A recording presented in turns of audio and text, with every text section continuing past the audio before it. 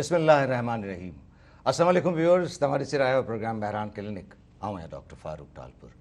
Programme जी शुरूआत भिटाई साईं जी अमर सिट सां कंदासीं त अघाई सघा थिया जे वेठा वटि वेझनि। व्यूअर्स, अॼोके प्रोग्राम में असां जंहिं मौज़ू ते ॻाल्हाईंदासीं उहो मौज़ू आहे वैक्सीन। वैक्सीन उहे सब्सटेंस आहिनि जेके बीमारियुनि खां महफ़ूज़ रखनि थियूं। उहे दवाऊं, उहे इंजेक्शन्स या उहे फुड़ा या ड्रॉप्स जेके बीमारियुनि खां महफ़ूज़ रखनि, उन्हनि खे असां वैक्सीन चऊं था। वैक्सीन असां तॾहिं इस्तेमालु कंदा आहियूं जॾहिं असां उन ते रिसर्च करे हिकिड़ो जामे प्रोग्राम ठाहे उन वैक्सीन जा साइड इफ़ेक्ट्स, उन जा कॉम्प्लिकेशन्स, उन्हनि ते रिसर्च करे उन खां पोइ उहा दुनिया में लॉन्च कई वेंदी आहे। ऐं उहा वैक्सीन जॾहिं लॉन्च कई वेंदी आहे त उन खां पोइ इहा ह्यूमन या माण्हुनि या इंसाननि ते इस्तेमालु कई वञे थी।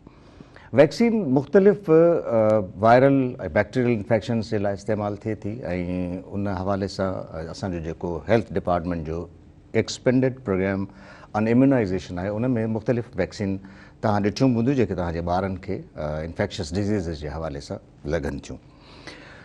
पाकिस्तान में हिन वक़्तु ख़ासि तौर ते सिंध में हिकिड़ी वैक्सीन लॉन्च थी आहे हींअर ई, HPV ह्यूमन पैपिलोमा वायरस।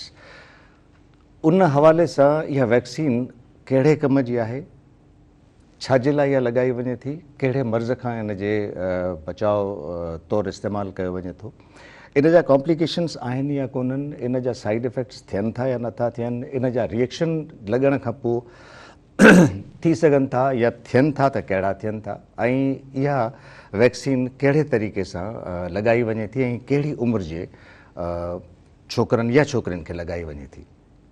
अॼु इन हवाले सां गुफ़्तगू कंदासीं ऐं गॾोगॾु इहो बि ॾिसंदासीं त हिन वैक्सीन जे ख़िलाफ़ जेका नेगेटिव प्रोपेगेंडा या मिथ्स जेके मुख़्तलिफ़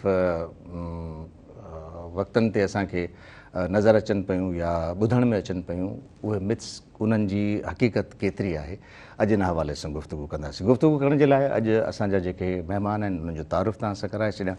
अॼु मुंहिंजे प्रोग्राम में district health officer Hyderabad doctor Pir Ghulam Hussain साहब, साणनि गॾु वेठल आहिनि डॉक्टर शफ़क़त भुरगड़ी साहब, पाण कंसल्टेंट पीडियाट्रिशियन, ॿारनि जी बीमारियुनि जा माहिर आहिनि। ऐं असांजे अॼोके प्रोग्राम में consultant gynaecologist doctor Ayesha Altaf बि शरीक हूंदी। असां इंशाल्लाह पहिरें या ॿिए ब्रेक खां पोइ उन्हनि खे बि शामिलु कंदासीं ऐं उन्हनि सभिनी खां इन हवाले सां पुछंदासीं, ॾिसंदासीं त इहा वैक्सीन कॾहिं लॉन्च थी आहे, किथे लॉन्च थियल आहे, किथे किथे इहा वैक्सीन इस्तेमालु थिए पई, कहिड़नि मुल्कनि में इहा इस्तेमालु थी चुकी आहे ऐं हिन वक़्तु असां वटि जेका इहा वैक्सीन आई आहे उनजो पर्पज़ छा आहे।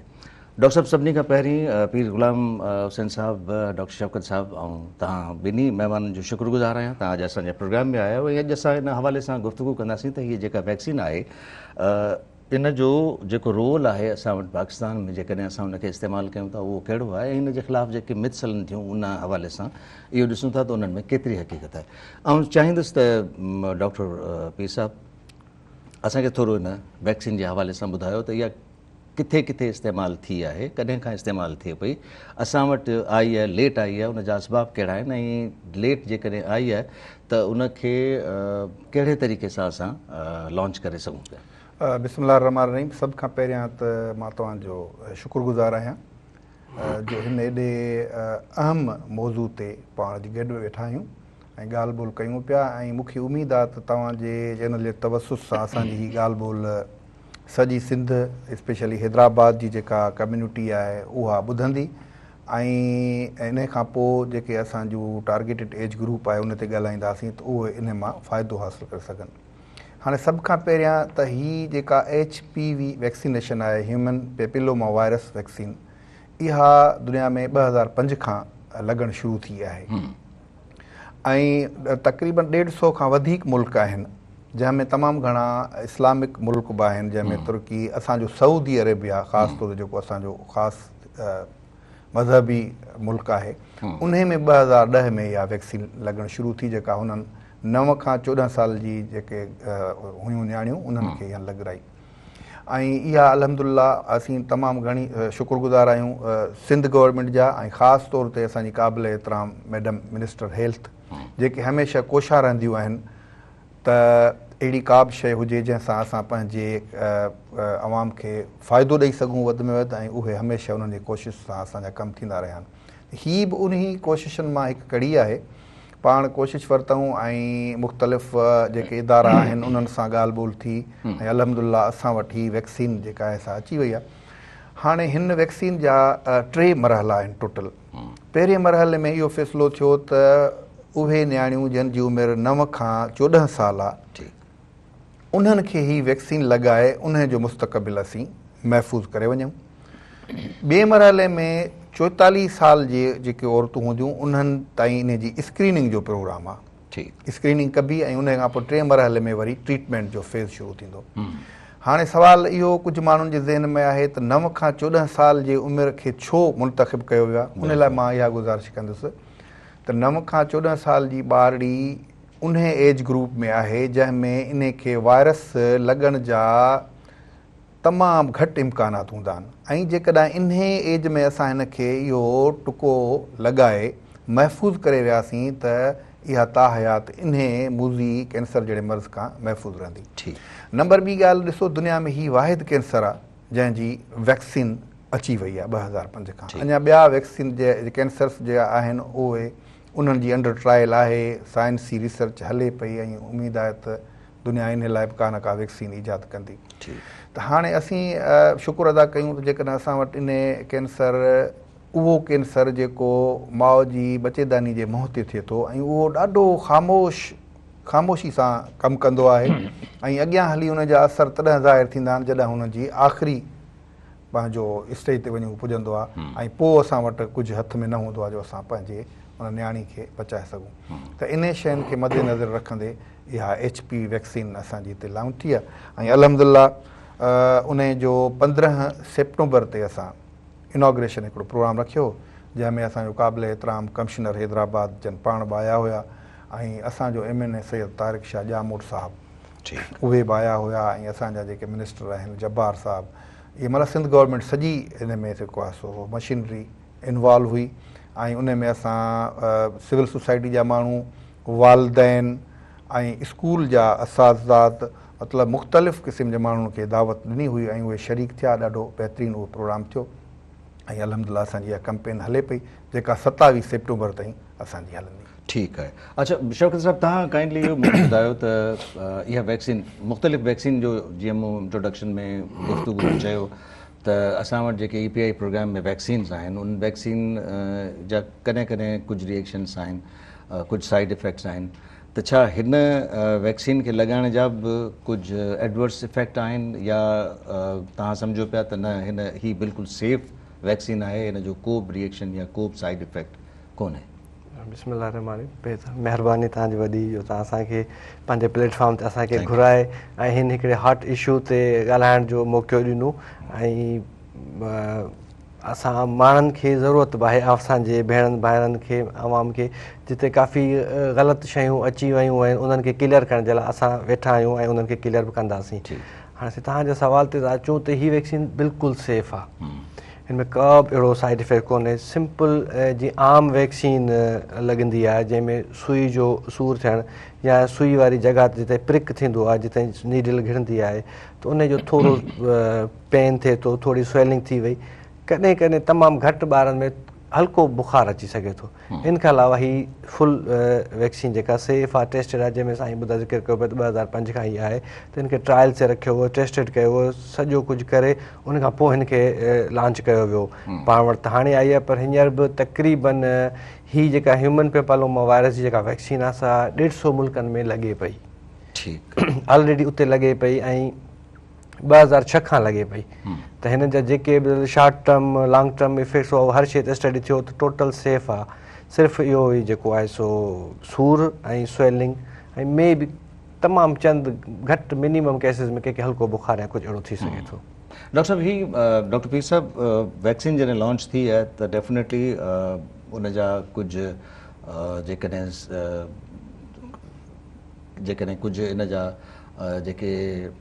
जेके मरीज़ आहिनि, जेके असां वटि हिन वैक्सीन खां पहिरीं या जेके कैंसर जेको तव्हां ज़िक्र कयो पिया, उन सर्वाइकल कैंसर, उन में उन जा केतिरा मरीज़ असां वटि पाकिस्तान में रहिया आहिनि ऐं केतिरो हिन वायरस मुतासिर कयो आहे असांजी न्याणियुनि खे? मां सम्झां थो तव्हां ॾाढो हिकिड़ो अहम सुवालु कयो आहे। हाणे मां तव्हांखे अर्ज़ु रखां त 2022 में वर्ल्ड हेल्थ ऑर्गेनाइज़ेशन हिकिड़ी सर्वे कराई, उन मुताबिक़ इहो ॾिठो वियो 5008 औरतूं हर साल जेके आहिनि सो हिन मुज़ी मर्ज़ में मुब्तला थियनि थियूं। पर उन खां वधीक अलमियो या जेके ख़तरे जी ॻाल्हि आहे उहा इहा आहे त 5800 मां 3200 औरतूं यकीननि मौत जे मुंहं में वञनि थियूं। माना जेकॾहिं असां ॾिसूं त 64% हिन जो जेको सो मॉर्टेलिटी यानी जेकॾहिं हिन मर्ज़ जो कोई ख़ातून शिकार थिए थी त उनजी मॉर्टेलिटी रेट 50% खां 64%, 60%, 64%, हा 64% औरतूं।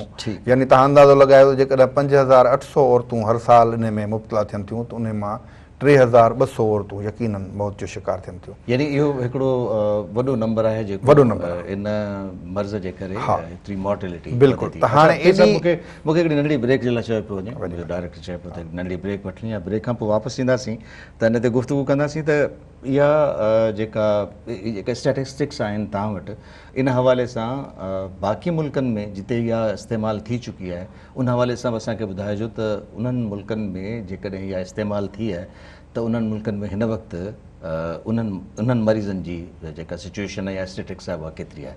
व्यूअर्स, प्रोग्राम में नंढड़ी साई खां पोइ जल्दी था मोटूं, असां सां गॾु रहिजो।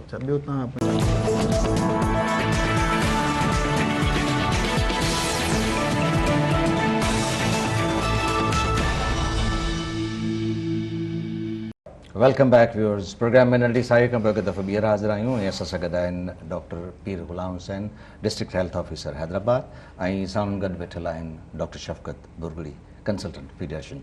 डॉक्टर साहब, ब्रेक खां पहिरीं जीअं मूं इहो सुवालु पुछो त यकीननि हिन वैक्सीन जे करे जिते जिते इहा इस्तेमालु थी आहे, छाकाणि त असां वटि त हीअ हाणे लॉन्च थी आहे, पर जीअं तव्हां पीर साहिब जिन ॿुधायो त इहा वैक्सीन कोई 15-20 साल पहिरीं खां लॉन्च थियल आहे मुख़्तलिफ़ मुल्कनि में, त उन में सिचुएशन जे हवाले सां थोरो आउं चाहींदुसि त असांजे व्यूअर्स खे तव्हां। माशा, ॾाढो सुठो सुवालु आहे तव्हांजो। त मतिलबु त उतां जे स्टेटिस्टिक जे करे असां जेका हिते वैक्सीन लॉन्च कई आहे, हाणे हीअ वैक्सीन साईं ॿुधा जी 2005-06 में स्टार्ट थी वई हुई, त तक़रीबन 20 साल जो अरसो थी वियो आहे। ऐं इन वैक्सीन खां पोइ उते माना ऑलमोस्ट ह्यूमन पेपलोमा वायरस जेको आहे ख़तमु थी चुको आहे।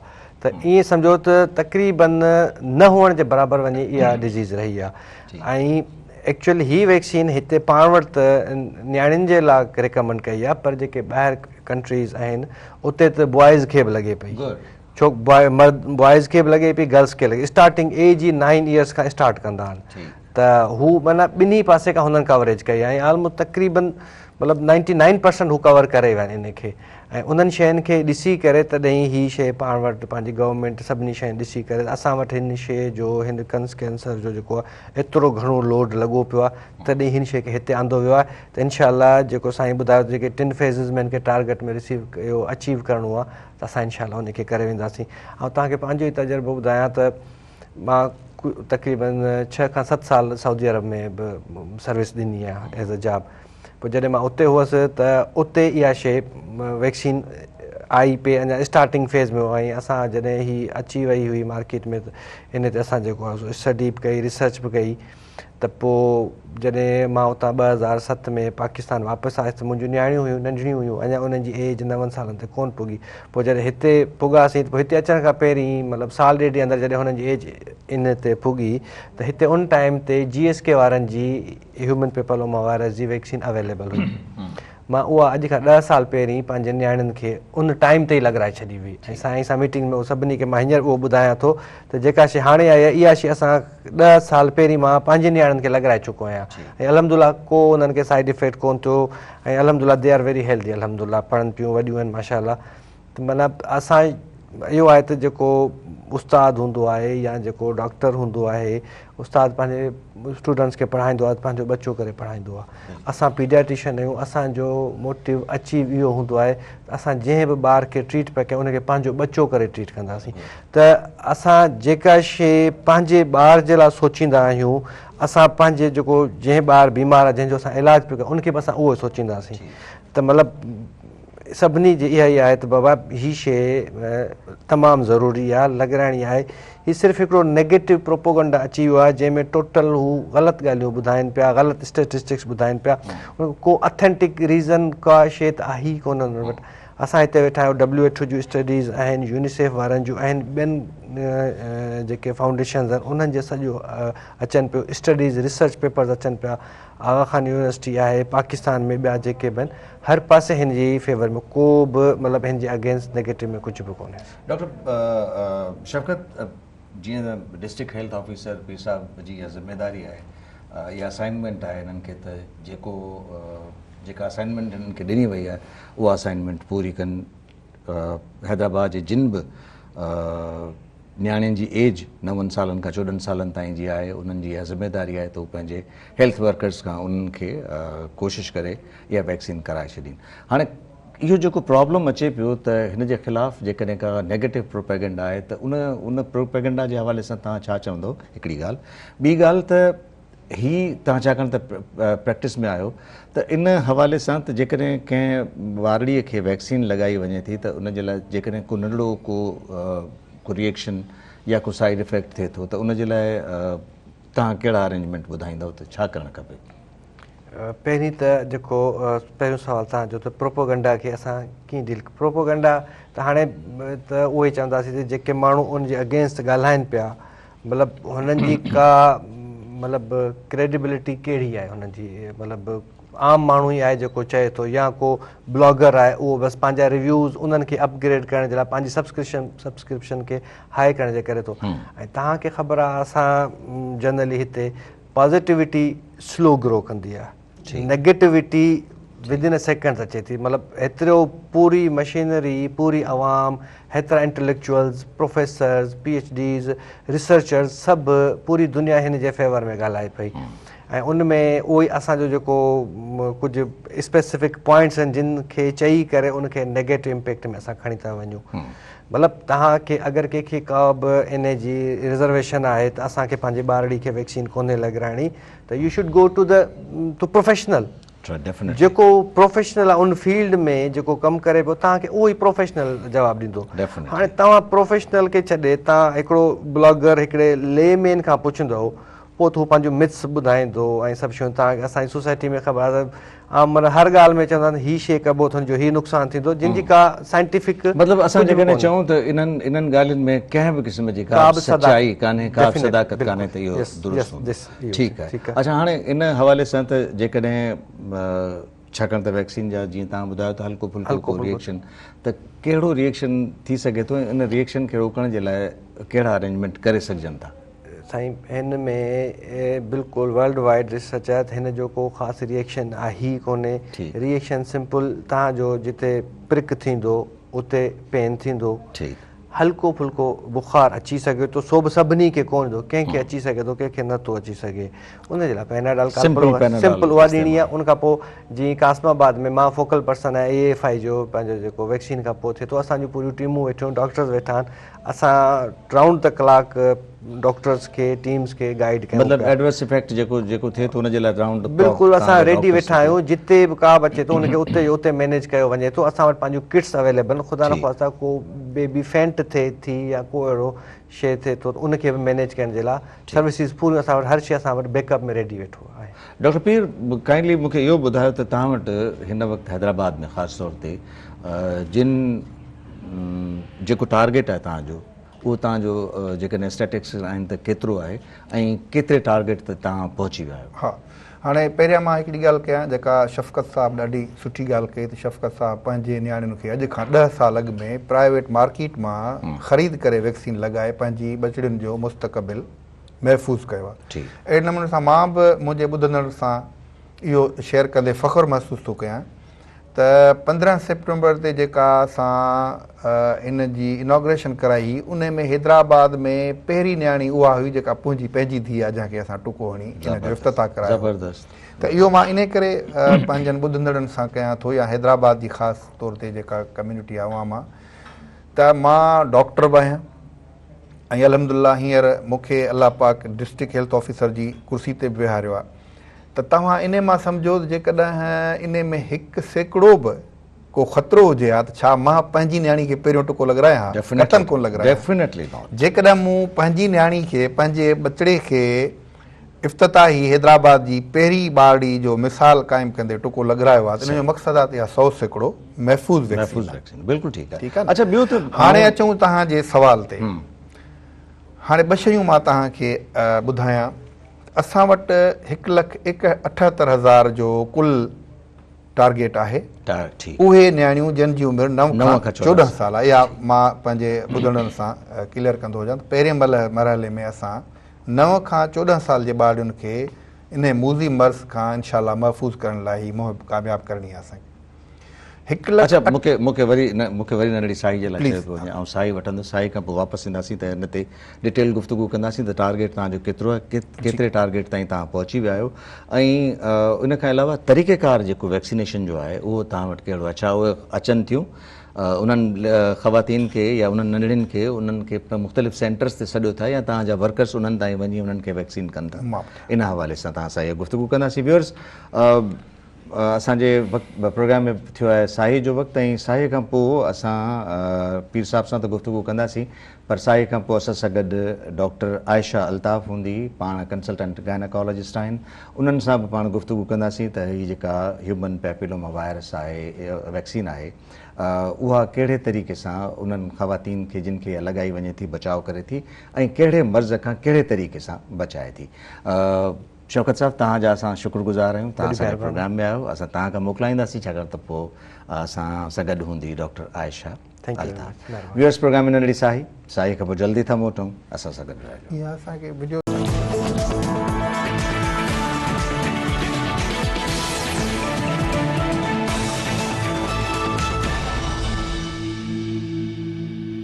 Welcome back viewers. प्रोग्राम में नंढड़ी साही खां पोइ हिकु दफ़ो ॿीहर हाज़िर आहियूं ऐं असां सां गॾु आहिनि हिन सेगमेंट में doctor Pir Ghulam Hussain district health officer Hyderabad ऐं साणनि गॾु वेठल आहिनि डॉक्टर आयशा अल्ताफ़, पाण कंसल्टेंट गायनेकोलॉजिस्ट आहिनि ऐं पाण कमु कनि थियूं Aga Khan hospital maternal child care hospital Hyderabad ऐं एशियन हॉस्पिटल हैदराबाद में। डॉक्टर साहब असां सां जीअं शामिलु थियूं आहिनि त असां गायनेकोलॉजिस्ट जी हैसियत सां उन्हनि खां पुछंदासीं त इहा ह्यूमन पैपिलोमा वायरस वैक्सीन जेका आहे उहा कहिड़े तरीक़े सां इन कैंसर खां बचाए थी, इहो कैंसर कहिड़े क़िस्म जो आहे, इन जा कॉम्प्लिकेशन्स कहिड़ा आहिनि? डॉक्टर साहब ॾांहुं वञण खां पहिरीं मां चाहींदुसि त हिकिड़ो त असांखे इहो ॿुधायो त जेका स्टैटिस्टिक्स आहे हिकिड़ी त उहा उन जे हवाले सां ॿुधायो। ॿियो वैक्सीनेशन तव्हां कहिड़े तरीक़े सां कयो पिया? ॾिसो मां इहा ॻाल्हि इन करे बि तमामु वाज़े करणु मुनासिबु सम्झां थो त अवाम खे ख़बर हुजे त इहो वैक्सीन लॻंदी कीअं, किथे लॻंदी। ठीकु। हाणे मूं जीअं पहिरियों अर्ज़ु पे कयो त असांजो जेको टारगेट आहे उहो 1,78,000 जो हैदराबाद ज़िले जो टारगेट आहे। उहे न्याणियूं जिन जी उमिरि 9 खां 14 साल आहे। ठीकु। उन में 1,02,000 ॿारड़ियूं असांजूं जेके आहिनि उहे स्कूल रजिस्टर्ड आहिनि। बाक़ी जेको असांजो आहे उहे आहिनि कम्यूनिटी में जेके स्कूल खां ॿाहिरि असांजी न्याणियूं आहिनि। असां प्लैनिंग इन नमूने ईअं कई आहे त हिकिड़ा असां स्कूल सेशन्स प्लान कया आहिनि त उहे न्याणियूं जेके स्कूलनि में आहिनि टोटल असां 163 टीमूं ठाहियूं आहिनि हिन लाइ। उहे न्याणियूं जेके स्कूलनि में आहिनि उहे स्कूल में कवर थींदियूं ऐं उहे ॿारड़ियूं जेके घरनि ते आहिनि स्कूल खां ॿाहिरि आहिनि असांजूं टीमूं उन्हनि जे घर ते वञी इहो टुको लॻाइनि पियूं। उन खां अलावा टीं स्टेज असां इहा रखी आहे त असांजे ज़िले में टोटल 82 असां वटि EPI सेंटर आहिनि जेके हिफ़ाज़ती टुकनि जो मर्कज़ चइबो आहे। उन में बि इहा वैक्सीन असां रखाई आहे त जेकॾहिं को वालदेन का मदर पंहिंजी न्याणी सां कंहिं हॉस्पिटल में विज़िट करणु वञे थी कंहिं ॿिए इलाज जे वास्ते त उहा उन असांजो EPI जो जेको मर्कज़ आहे उन मां बि इहो टुकड़ो मुफ़्त में लॻाराए सघे थी। त इहो असां इन करे नेटवर्क वधायो आहे। उन खां अलावा बि जेकॾहिं किथां असांखे कोई वालदेन गुज़ारिश कनि था त भई असांजो हिकिड़ो महलो आहे, असां हिकिड़ो कम्यूनिटी हॉल आहे, उन में असां कुझु नियाणियूं गॾु करे विहारियूं आहिनि। त मुंहिंजूं टीमूं वरी 4 असां मोबाइल टीम्स अलॻि ठाहे रखियूं आहिनि, उहे वरी वञी उते उन खे कवर कंदियूं। इन जो मक़सदु इहो आहे त असीं चऊं था त अवाम खे तकलीफ़ न थिए, जिथे हू पंहिंजी आसानी सम्झनि असां उते हुनखे वञी इहा वैक्सीन करे हुन जे नियाणी जो मुस्तक़बिल महफ़ूज़ करे सघूं। तव्हां असां ईअं चऊं त कोशिशि इहा पिया कयो त इहा फैसिलिटी तव्हां डोर स्टैप्स ते घर जे दरवाज़े ते अवेलेबल बिल्कुलु ऐं इन हवाले सां तव्हांजा जेके वर्कर्स आहिनि उहे उते वञी पहुचनि था। मूंखे हिकिड़ो ॿियो बि सुवालु इन हवाले सां त हिन वैक्सीन करण जे लाइ को ट्रेंड स्टाफ जी ज़रूरत हूंदी आहे, उहे ट्रेंड आहिनि या को बि आम जीअं असांजा वैक्सीनेटर्स या LHWs जेके असांजे वर्कर्स आहिनि जेके आम तौर ते पोलियो जे कैंपेन में कमु कनि था, इहे सभु कमु करे सघनि था? हाणे ॾिसो, ही जीअं आम वैक्सीन लॻंदी आहे या आम असां कुल्हे में जेका इंजेक्शन सुई हणाईंदा आहियूं उन जो साॻियो तर्ज़ ते लॻंदी आहे, पर तंहिं बि इन खे अञा वधीक महफ़ूज़ बनाइण लाइ असां छा कयो आहे त हिकिड़ा ट्रेंड असांजा वैक्सीनेटर जा आहिनि जिन जो कम ई वैक्सीन लॻाइणो आहे, उन जी फ़ौज खे असां इन कम सां लॻायो आहे। उन सां गॾु हिकिड़ो असां असिस्टेंट हुनजो रखियो आहे ऐं 2 सोशल मोबिलाइज़र, यानी 4 माण्हुनि ते मुश्तमिल टीम आहे। सेशन थींदो उते तव्हांजो जेको स्किल पर्सन आहे जंहिंखे असीं वैक्सीनेटर चऊं था, जेको टुको हणंदो, जेको ख़ासि ट्रेंड थियल आहे, उहो हूंदो। उन सां गॾु असिस्टेंट्स हूंदो जेका हुनजी रहनुमाई कंदो, रिकॉर्ड ठाहिण में, खणी ॾियण में करणु। 2 सोशल मोबिलाइज़र असांजूं लेडी हेल्थ वर्कर, यानी उहे फीमेल आहिनि जेके मुख़्तलिफ़ कम्यूनिटियुनि में वेंदियूं ऐं ॿारनि माउ वालदेन सां ॻाल्हाईंदियूं ऐं आमादा करे उनखे कराईंदियूं। अहिड़े नमूने सां उहे स्कूल में सेशन कंदियूं। ॿियो मां तव्हांखे ॿुधाईंदो हलां, असां हिकिड़ी आगाही मुहिम अॼु बि असां जेको वेठा आहियूं, उहो असांजो मेन मक़सदु आहे त असां पंहिंजे ॿुधंदड़ खे आगाही ॾियूं त इहा महफ़ूज़ वैक्सीन आहे, पंहिंजी नियाणियुनि खे लॻारायो, उनजो मुस्तक़बिल महफ़ूज़ कयो। इन हवाले सां असां तमामु घणा जेके वॾा वॾा स्कूल आहिनि उन्हनि में असां इहे अवेयरनेस जा प्रोग्राम कराए चुका आहियूं। वॾियूं असांजी जेके हैदराबाद में हॉस्पिटल्स आहिनि उन में बि आगाही प्रोग्राम कराए चुकिया आहियूं। यूनियन काउंसिल खां वठी जेके नंढा वॾा स्कूल आहिनि उते बि असांजूं टीमूं वयूं आहिनि, असां इहे आगाही प्रोग्राम ॾिना आहिनि ताकी हर माण्हू खे इन जी आगाही हुजे, हर माण्हू खे ख़बर हुजे त हीअ वैक्सीन तमामु महफ़ूज़ आहे, इन जो को बि अहिड़ो ख़ौफ़ ख़तरो कोन्हे, ताकी हू ज़हनी तौरु आमादा थी करे मुतमिन थी करे पंहिंजी नियाणी खे इहो टुकड़ो लॻाराए। ठीकु आहे डॉक्टर आयशा, तव्हांजी वॾी महिरबानी, तव्हां असांजे प्रोग्राम में शामिलु थिया आहियो। ह्यूमन पैपिलोमा वायरस जी वैक्सीन जंहिंजे लाइ असांजा जेके महिमान हुआ उहे चवनि पिया त इन जो जेको मेजर इफेक्ट आहे उहो आहे कैंसर कार्सिनोमा, सर्वाइकल कार्सिनोमा। मूंखे थोरो ॿुधाईंदव त सर्वाइकल कार्सिनोमा छा आहे ऐं उनजा कॉम्प्लिकेशन्स कहिड़ा आहिनि? Thank you so much. बिस्मिल्लाहिर्रहमानिर्रहीम। पहिरीं तव्हांखे सर्वाइकल कैंसर जो ॿुधायां त सर्वाइकल कैंसर जेको आहे बेसिकली बच्चेदानी जे मुंहुं के सर्विक्स चइबो आहे, त बच्चेदानी जे मुंहुं जे कैंसर के सर्वाइकल कैंसर चइबो आहे। हाणे उन जा वेरियस कॉज़िस आहिनि, इलाही रीज़न्स आहिनि, बट उन मां 95% कॉज़ जेको आहे न हू ह्यूमन पैपिलोमा वायरस आहे। ही हिकिड़ो वायरस आहे, DNA वायरस, जेको अफेक्ट कंदो आहे सर्विक्स खे ऐं उतां खां कैंसर कॉज़ कंदो आहे। ह्यूमन पैपिलोमा वायरस जा न इलाही वेरियंट्स आहिनि, माना ही ॿियूं बि शयूं कंदो आहे, मेल्स खे बि अफेक्ट कंदो आहे, फीमेल्स खे बि अफेक्ट कंदो आहे, वॉर्ड्स ऐं ॿियूं डिज़ीज़िस बि कंदो आहे, बट इन जो हिकिड़ो वेरियंट आहे वेरियंट 16 ऐं 18। हीअ जेको स्पेसिफिकली सर्विक्स ते बच्चेदानी जे मुंहुं ते अफेक्ट कंदो आहे ऐं उन खे जेको आहे उते कैंसर डिवेलप कंदो आहे। त इन जी कैंसर डिवेलप जेको थींदो आहे न, इहा स्लोली प्रोग्रेस कंदो आहे। इन जी जेका साइन्स एंड सिम्टम्स इहा हूंदियूं आहिनि कि पेशेंट खे एक्सेसिव डिस्चार्ज ल्यूकोरिया थींदो आहे, जंहिंखे आम लफ़्ज़नि में डिस्चार्ज या पाणी जी शिकायत चइबो आहे, या इरेग्युलर इरेटिक ब्लीडिंग माना अबनॉर्मल ब्लीडिंग थींदी आहे, ऐं अॻिते हली पेशेंट खे जेको आहे वेट लॉस जो प्रॉब्लम हूंदो आहे, ऐं कैंसर जा जेका ॿिया सिम्टम्स हूंदा आहिनि, बैक एक, बॉडी पेन ऐं जेका कैंसर जा कॉमन सिम्टम्स हूंदा उहे डेवलप थींदा आहिनि। पर प्रॉब्लम इहो आहे कि इहा स्लोली डेवलप कंदो आहे, इहे हिकिड़ो साइलेंट कैंसर आहे जेको इलाही देरि खां असांखे ख़बर पवंदी आहे। जॾहिं पेशेंट असां वटि माना लैंड कंदो आहे, पहुचंदो आहे, तेसि ताईं जेको कैंसर आहे न उहा मोस्टली स्टेज 3 स्टेज 4 जो हूंदो आहे, माना एडवांस्ड कैंसर हूंदो आहे, ठीकु आहे। जंहिंजो ट्रीटमेंट जेको हूंदो आहे आइदर पैलिएटिव हूंदो आहे, माना सपोर्टिव केयर, जंहिंमें असीं रुगो उनखे सपोर्ट ॾींदा आहियूं, उनखे ट्रीट कोन करे सघंदा आहियूं, या पोइ असीं उनखे रेडियोथेरेपी कीमोथेरेपी ऐं सर्जरी कंदा आहियूं, उहो क्योरेटिव कोन हूंदो आहे, या पोइ कुझु हद ताईं क्योर करे सघंदा आहियूं उनखे। त HPV वैक्सीन जेको आहे हिकिड़ी इलाही सुठो इनिशिएटिव आहे जेको इनखे प्रिवेंट करे सघे थो। ऐं इम्पॉर्टेंट ॻाल्हि इहा आहे कि इहा वायरस जेको आहे हीअ यंगस्टर्स खे माना HPV कैंसर जेको सर्वाइकल कैंसर आहे इहा इफेक्ट कंदो आहे यंग जनरेशन खे, यंग फीमेल्स खे जेका रिप्रोडक्टिव एज में हूंदियूं आहिनि, माना 17 ईयर्स खां ऑनवर्ड्स 35 ईयर्स ताईं। त इहा फीमेल्स जेका असांजो फ्यूचर में मुस्तक़बिल आहिनि, असांजे मुल्क में असांजी फ्यूचर जनरेशन आहे, त उन खे अफेक्ट कंदो आहे। त इन लाइ HPV वैक्सीन जेको आहे इहे इलाही सुठो इनिशिएटिव आहे जेको हिते असां वटि त हींअर शुरू थियो आहे, बट ॿियनि मुल्कनि में UK में इलाही सालनि खां 2006 खां हले पियो। अच्छा, हाणे हिकिड़ी शइ त तय थी वई त इहा वैक्सीन जेका आहे सा 14 सालनि ताईं लॻाए सघिजे थी, 9 years to 14 years। 9 years to 14 years जे लाइ असांजे व्यूअर्स जे लाइ या असांजा जेके नाज़रीन आहिनि उहे ॾिसनि पिया, उन्हनि जे लाइ इहा आगाही ॾियणु ज़रूरी आहे त इन एज में इन करे लॻाई वञे थी त इहा एज इम्यूनिटी बिल्कुलु हार्ड इम्यूनिटी आहे जेका उन्हनि ॿारनि में जेके 9 सालनि खां वठी 14 सालनि ताईं पीर साहिब ईअं बिल्कुलु ईअं इम्यून आहिनि, तंहिंजे करे उन्हनि में इहो वायरस दाख़िल कोन थो थी सघे।